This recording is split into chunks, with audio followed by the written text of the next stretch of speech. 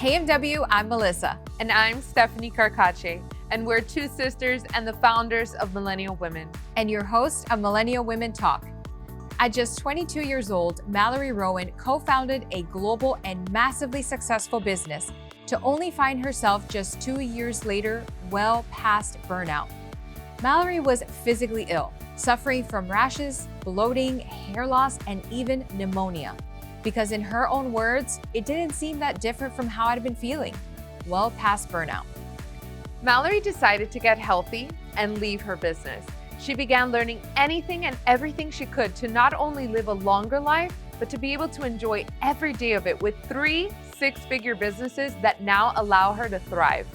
Now this incredible millennial woman is here to help us do the same. Everyone, welcome Mallory. So we are so excited. Today's guest has been an IG friend for quite some time, and we finally have her on the show. Mallory, welcome. We're so excited you're here. Yeah, thank you for having me. It's crazy how Instagram connects people from all over, eh? I know. It's amazing. Okay, so a lot of people kind of know about your story, but I want to dive a little bit deep so that way we can get to the heavy hitters that you love to talk about on social that has helped us tremendously. So you started out in the corporate world, okay? But how did you actually become an entrepreneur? Yeah, so I started in corporate world super early. So when I was in university, I knew I wanted to get right in there to figure out what it was that I wanted to do. So I was working in an office job from my first year in university, which was really different for some people. So I got to get really exposed to that all throughout school. And that honestly, the first summer, I remember it made me realize I did not want to be in a cubicle life for the rest of my life. It just felt like even the fact that it was this beautiful summer and I was sitting in air conditioning, I wasn't near a window. It was all of those little things that really add up, especially for your mental health. And so I remember the second summer when they asked me to continue, and it was this kind of, you have to decide right now, are you staying for another full year? And I had a total panic attack in the staircase because it was a great opportunity on paper, but there was just something in my gut saying you can't do another year of this.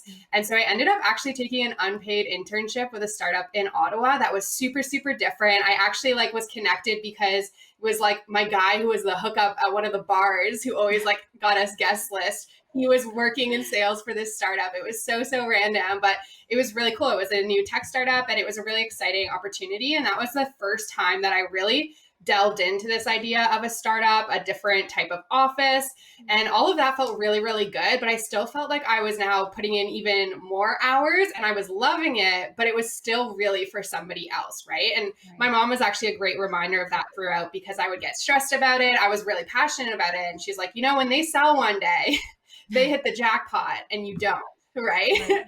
And for me, it was a really big realization of knowing that I was more interested in more, but I was kind of scared to take that leap. And then I had actually a class at school where we were really encouraged to create projects that we actually wanted to bring into the real world. So it was entrepreneurship focused classes.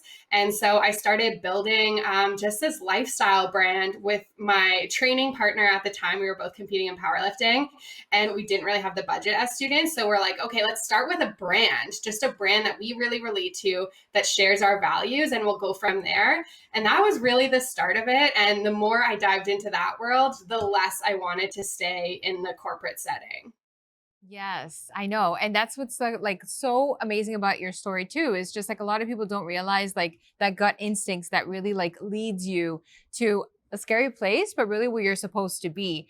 Right. And correct me if I'm wrong, it's LVD Fitness that was the company that you started, right? And sort of exploded, I want to say overnight. Am I right? Am I wrong about that? Yeah. So obviously everything looks a little more overnight than it was, but we definitely got lucky. I mean, Instagram was also a different beast at the time. And I think it was a kind of a really great mixture of timing. So much of successful businesses is a timing play, right? So we felt as powerlifters, the market was really changing and we didn't feel represented. It was a lot of people thought powerlifting, they thought big, bulky, bald guys with beards and tattoos. And that really wasn't us. We were very minimalist. We were a bunch of college students. And so it was a great opportunity there to build something that people connected to. And then Instagram was really growing in the fitness community. So we were already, starting to connect, and it kind of built that actual connection point. And then, yeah, really grew from there. And because we did have a social mission of giving back and helping athletes give back, I really think that did help us blow up overnight, so to speak, because we got a lot of huge major athletes. Like we had the top female and male powerlifters as sponsored athletes. At no cost to us. We just gave them apparel. We collaborated with them. We had a really amazing relationship there. And those were the kind of athletes that really helped bring our brand to more people. Right. And when you're not with the company anymore, right? Did you sell, or what was your process like? So as of right now, we haven't sold. There's like a few conversations happening, so I can't get into that. But for us, it was really a point of alignment. So I went through a pretty bad burnout, and that really caused me and my partner to step back from the business and look at how we wanted to run it going forward, what we wanted to do in general going forward, because we had started this business at 21 and 22. And, you know, it was kind of every day, day by day, right? Very like by the seat of our pants. And so we had to stop and say, do we want to make t-shirts for the rest of our life? Do we want to be in powerlifting? What does that look like going forward? And that was a really hard conversation, because your first business is very much your baby, even if you try to prepare yourself otherwise. But we just realized it wasn't feeling as much in alignment. We worked really hard to have a social mission with our business. And even though we were doing ethical manufacturing, it really came down to, does the world need more t-shirts? And is that how we feel like we can make our biggest impact? And we started to have this disconnect of, I don't need more apparel. I don't need more launches every year. But there was really this idea that we needed to launch more. We need to have bigger collections. And we kind of wanted to fight that by just blankly putting a stop to it and really saying, hey, we don't want to encourage this kind of spending anymore. We don't want to encourage this side of the conversation. And we really want to encourage you guys to also think about those things. Wow. I love that. Yeah. You're so intuitive. And I think that that is so fascinating and really speaks volumes to your success. But you did mention something, burnout, and it's used so much within our generation. Can you talk to us a little bit about what you experienced? Like, what were those feelings when you kind of, or before you realized that that was burnout? Yeah. So for me, it was really got to the point where the physical body had to like slap me in the face for me to slow down and realize. And I think that's really, really common, right? We glorify this idea of pushing through so much. And so we kind of have that badge of honor of not sleeping, of having multiple coffees, whatever it might be, and just going and going and going. And there's a saying that if you don't listen to your body when it whispers, it will have to scream. And that very much is what happened. So looking back, I mean, the breaking points for me were really, I got pneumonia and I didn't even realize it because I'd been feeling so bad that when I went to the doctors for something like a prescription refill, she was like, wow, your lungs are horrible. Like, how long have you been coughing like this? And I was like, I don't know, like quite a long time. And I'd always had asthma. So it was one of those things, like things were just building. I always just thought I had some sort of cold. And it took me a long time to get rid of that pneumonia. Actually, it was quite a few like chest x-rays and different processes later. And everything kind of started falling apart at the same time. So I was getting really bad rashes actually on my face, like huge and unexplainable. And I was even like losing hair. And I have very like baby hair, like thin toddler hair. So I don't have much hair to lose. So that was really hard too. It was very noticeable to me. And those were really the things that made me stop and decide I couldn't keep going. Even bloating too, like anything I would eat, especially when I would travel. There's something about a Canadian stomach in the US. I think that's extra hard. We're just like not made for the American food. Totally understand that. Yeah. Yeah. But so those were really the breaking points that made me slow down. But looking back, there was so much happening before that we just don't talk about as burnout, and we don't talk about those things. And that was the scary stuff. And it was the stuff I felt like I had to keep to myself because I thought I was just like an old, tired, grumpy old man at like 24. Like I just felt like I lost my personality. I felt like irritated by everything. And it just sucked. And it really would get me down because I was so exhausted and I was so easily irritated that I'm like, wow, am I just this person now? And I was starting to not love that. And then the more I dug into things, the more I realized that was actually early signs, right? Feeling like you're losing yourself. That is a really early sign. We just don't talk about the mental and even the energetic signs. Right. And it's interesting, right? Because it's like with business, there's a level of like logical and practicality, right? So you get out what you put in. So that kind of mentality is hard because that's facts, right? So it's like the more that you put into this business, the more that work goes into it, the more it's going to succeed, the more it's going to progress. So how do you like justify that within, right? So it's like when you do want to just rest because you feel like you need a rest, or what is that point, right?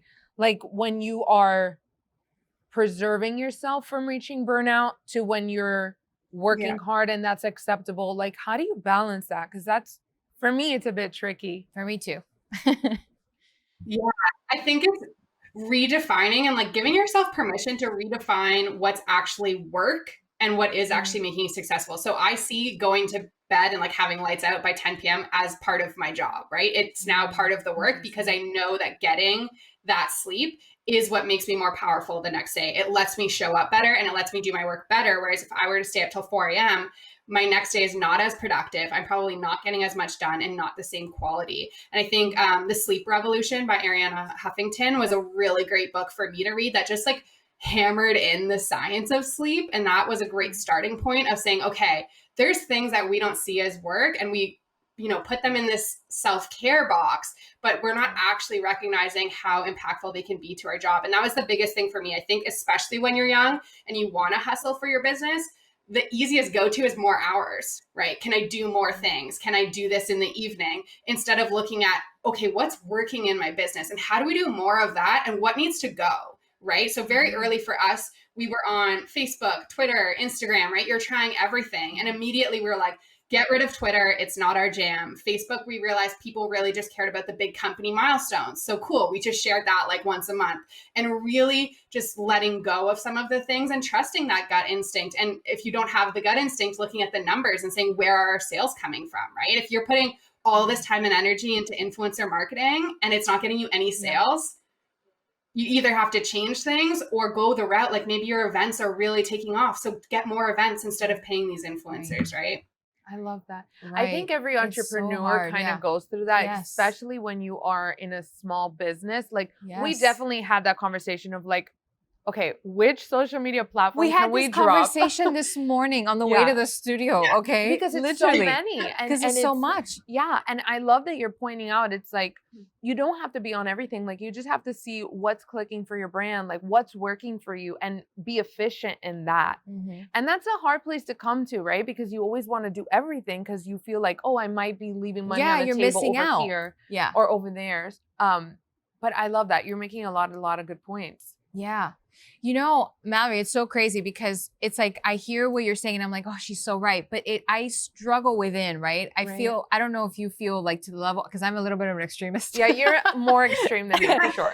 I always feel like, and like I've been making a point of like being in bed by at least 9:30, 10 o'clock so that I love to wake up like at the 5 a.m. I'm that person versus Steph isn't, because that's, she loves to have her mornings, right? So for me, it's like, if I go to sleep at 9:30, 10, and I'm laying there, I'm like, but I have to send this and I have to do that. And I cannot control it. And it's exactly what it is. It's guilt. Like, how can we, because we have, our generation is, and we're going to dive into it, but we're all pretty much entrepreneurs, a lot of people in our generation. Right. How do we manage this and then also have a quality of life? Because I don't want to burn out. And I do feel like we've been close to it in the past and I don't want to get there. Yeah, I think part of it is figuring out, again, like so many of these things, like a morning routine now has become such a buzzword that we all kind of roll our eyes and we're like, I don't need another morning routine, right?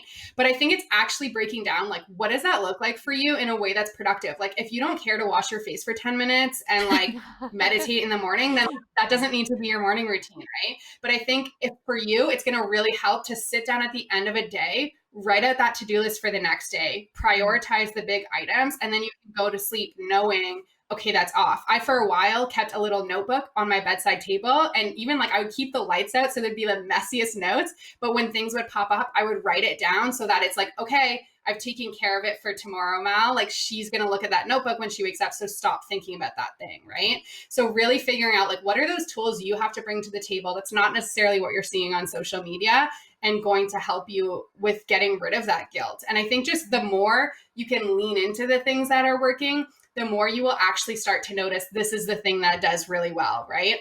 Yeah. and figuring out, are you like overachieving in areas where it doesn't matter? And then balancing, like, if that feels really good to you, that's okay, but not if everything else is falling apart. So for example, I love making like a pretty PDF in Canva. Probably not the best use of my time, probably something I could offload or like not do, but I love it. So it's fine. Like I will fit that into my day. But for someone else that like, that is a stress point, like outsource that. If that makes more sense to get that 1 hour back and have that beautiful document that's not going to stress you out, then do that.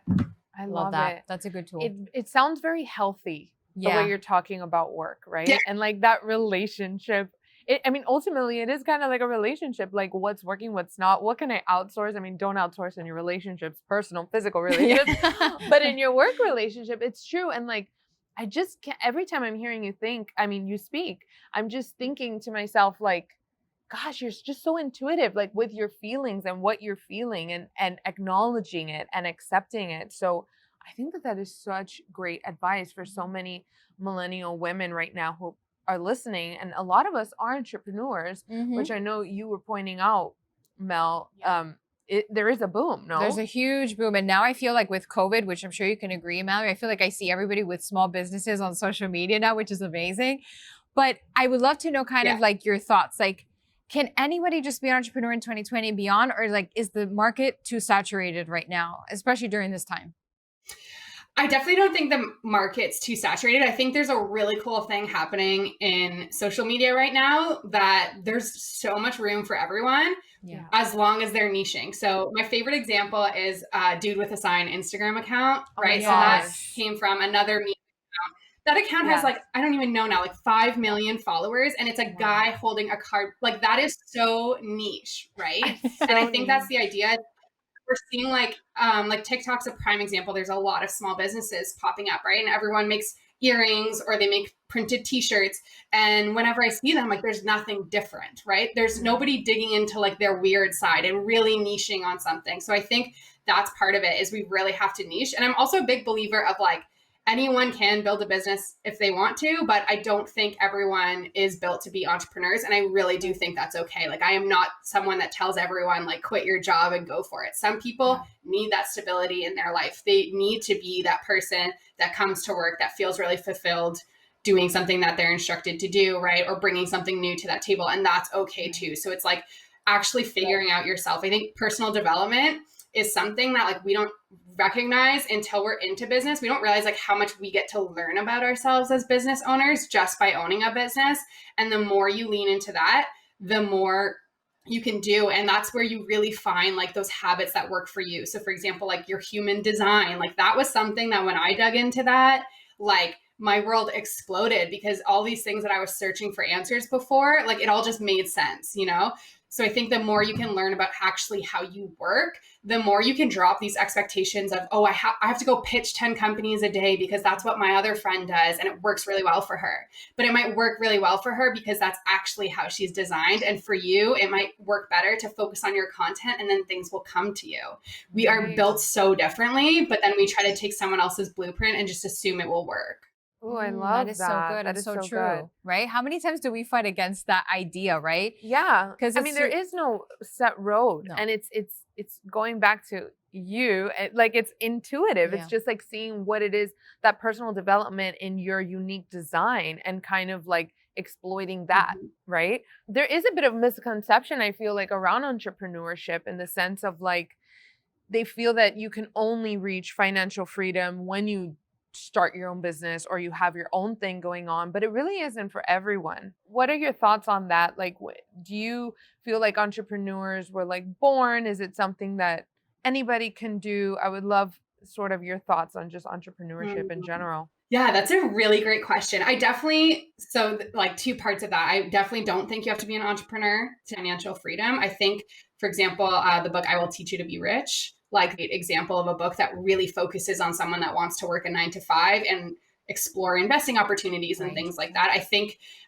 there's very different routes. I think entrepreneurship will actually, do the opposite. It'll really put them into debt because of who they are or how they're approaching it. So I think you can definitely achieve it without being an entrepreneur. Question is really tough. Are we born? I don't know. I feel like there must be something in us, because I think the most successful entrepreneurs I know, like there's always something in them that was different that they knew, right? Like even though I didn't think I'd ever have the balls to do my own thing, I definitely knew like I was going to be like the top marketing exec at a company, or I was always doing like student council stuff in high school. I planned my prom, I planned like all the charity events. So I think there's something in you that's really driven. And I think that's the biggest differentiators for me. Like the idea of sitting at a 9 to 5 is suffocating and not fulfilling. And it's okay that if for somebody else, it's a super fulfilling feeling, or that they don't even get fulfillment from their career, right? My partner's had this struggle a bit with his younger sister. He just wants her to be super ambitious and like find what she loves to do for work. And we live in a government city too. I'm like, at the end of the day, if she has a government job that she doesn't mind and she would like likes to live for the weekend, that's also okay. You know, seeing both sides of that. Yeah, it's so important for people to understand that, right? Because now entrepreneurship is so glorified, and it's looked as like if you're not that, you're kind of nothing. And the reality is that you can find fulfillment in all areas, right? I don't think it's for everybody, and I don't think it should be forced. But I would love to know, because we do admire you as an entrepreneur. What is the biggest challenge that you have faced as an entrepreneur? I would say, I know it's many. I mean, do we want the non-sexy or the big picture? We want the real. We want the real. Yeah, the non-sexy stuff is just like that there's no rubric, and it feels like a guessing game when it comes to like your taxes, and like you're constantly figuring things out. I remember at one point, our accountant, we have to set aside 10% up to a certain amount for our Canadian pension plan, even if you're self-employed. So I just remember like having a meeting about something else, and he's like, and you guys are also like setting aside 10% for that. And we're like, yes, we are. We're like, you know, just constantly, you're like, didn't know we had to do that, but yep, we did that. So you're constantly like finding things out. And for us, having a product-based business and like having a big audience in the US, it was just like impossible to try to like properly bring our stuff across the border. It's like we were trying to do it in the right ways and things like that. It's just, there's a lot of challenges of things that we don't talk about because they're not sexy topics, right? And then on the big picture side, I definitely think identity, especially since my first business, I was so young, and also it was tied to a sport I was competing in. I think as like athletes and as business owners, we really live in that identity. And that was definitely hard when my body couldn't powerlift because of my burnout. And then looking at moving away from that business, you've kind of created this self-narrative that that's why people, you know, support you and are interested in you. And it's really not about those things, but being okay with, for me, realizing like, I probably will never have a thing that's my thing for the rest of my life. And that's actually really beautiful for me, where somebody else might find something like calligraphy and feel like calligraphy is their thing for the rest of their life. And I used to always be looking for that. And I finally just accepted, like, I don't have a version of that. My version of that is that every 5 years, I'll probably be in like an entirely new thing. And now I can just build my businesses more to support that. Right. And how do I plan ahead for that feeling?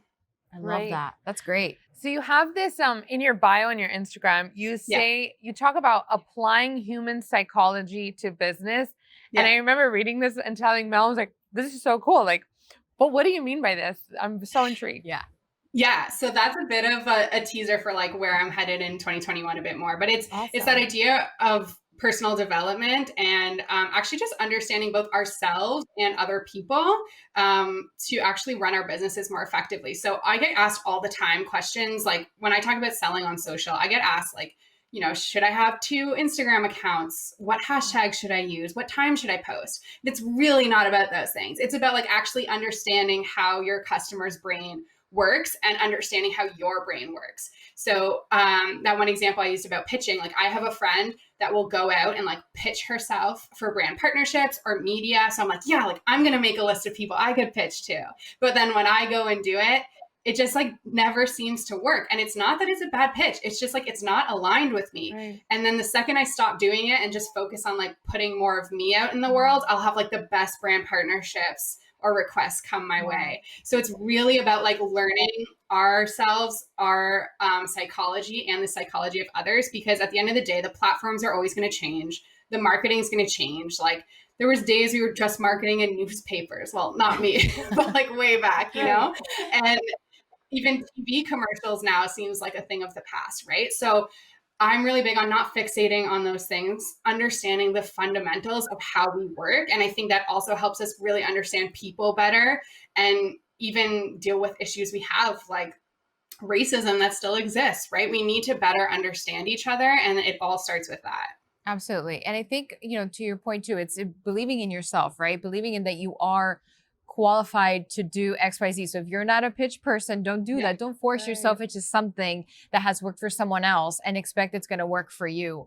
I think we learned that very quickly, right? I feel like, especially when you get started in the beginning, you're almost like, what is everybody doing? And then you kind of test out everybody's methods. You're like, okay, no, we need to figure out what works for us and not be afraid. And you pointed out earlier in our conversation, it's a guessing game. And it really is. Yeah.